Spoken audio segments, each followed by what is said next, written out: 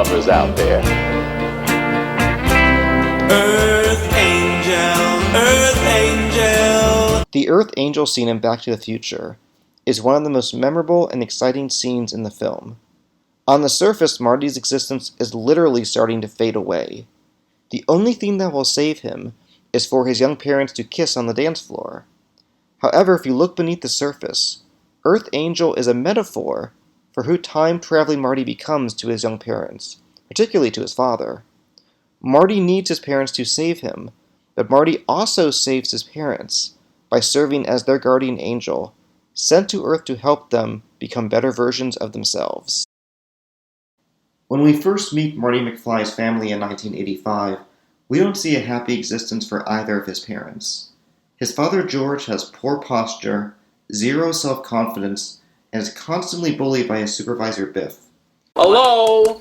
Hello? Anybody home? Oh. He has a pessimistic, why bother trying attitude, which he imparts as advice to his kid. Believe me, Marty, you're better off without having to worry about all the aggravation and headaches of playing at that dance. Marty's mother Lorraine appears frumpy, speaks with a depressed tone in her voice, and drinks to numb her unhappiness. She is disgusted by the idea of her teenage kids dating. I think it's terrible. Girls chasing boys. When I was your age, I never chased a boy or called a boy or sat in a parked car with a boy. Which is explained by her revelation that she married George not out of love, but out of pity. And it was then that I realized that I was going to spend the rest of my life with him. When Marty time travels back to 1955, he interrupts the meeting of his parents, preventing the course of events that led to his very own creation. In order to survive, he sets off on a quest to get George and Lorraine together at a high school dance, with the hope that they'll fall in love. While interacting with each of them, he serves as a guardian angel by planting seeds in their heads that will enable both of them to become better versions of themselves. During an awkward interaction with young Lorraine, he learns that she has begun her relationship with alcohol that will serve as a crutch into her adulthood. He gives her simple, idiosyncratic advice. You shouldn't drink. Why not? Because you might regret it later in life. Marty is surprised to learn that young George loves writing science fiction stories, but doesn't have the confidence to let anybody read them. Well, what if they didn't like them? What if they told me I was no good? Marty gives George a pep talk, using advice he himself got from Doc Brown. You know, if you put your mind to it, you can accomplish anything. Marty is also horrified to see that George is regularly bullied by his classmates, with the worst of it coming from a young version of his future supervisor, Biff. Hello? Hello? Anybody home? Hi? Marty figures out that the key to getting Lorraine to fall in love with George is for her to see George as a strong man who can stand up for himself. Quite the challenge for a timid, bullied man with poor self-confidence. Marty's quest ends up going better than planned. George catches Biff sexually assaulting Lorraine. She begs George for help. Biff orders George to leave, but George actually shows some assertiveness and refuses. No, Biff. You leave her alone. Biff physically bullies George, but thanks to Marty building up his confidence, combined with the years of torment that Biff put him through, this turns out to be the straw that breaks the camel's back.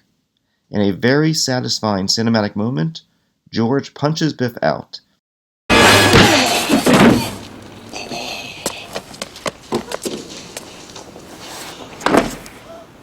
And gets a nice boost in self-confidence. Lorraine sees him as the strong man that she has been looking for, and they dance to Earth Angel. George faces one more opportunity to show his new sense of strength and self-confidence when another bully forcibly cuts in on him and Lorraine dancing.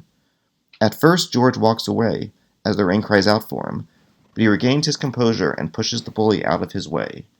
He and Lorraine look at each other with love in their eyes, kiss, and Marty's existence is saved. Mission accomplished.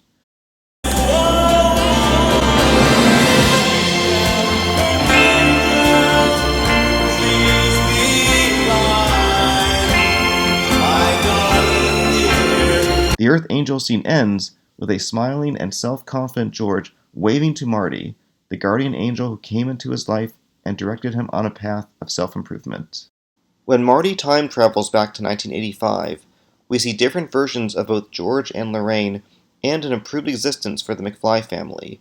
George and Lorraine are in love. Lorraine is thin, sober, and speaks with cheer in her voice. She expresses jubilation at the mention of Marty having a big date with his girlfriend Jennifer. I sure like her, Marty. She is such a sweet girl. George walks tall, has just published a science fiction novel, and now gives his kids the same advice that his guardian angel Marty gave him in 1955. You put your mind to it, you can accomplish anything. Most satisfying, George continues to assert himself to Biff, who now fears him and treats him with respect.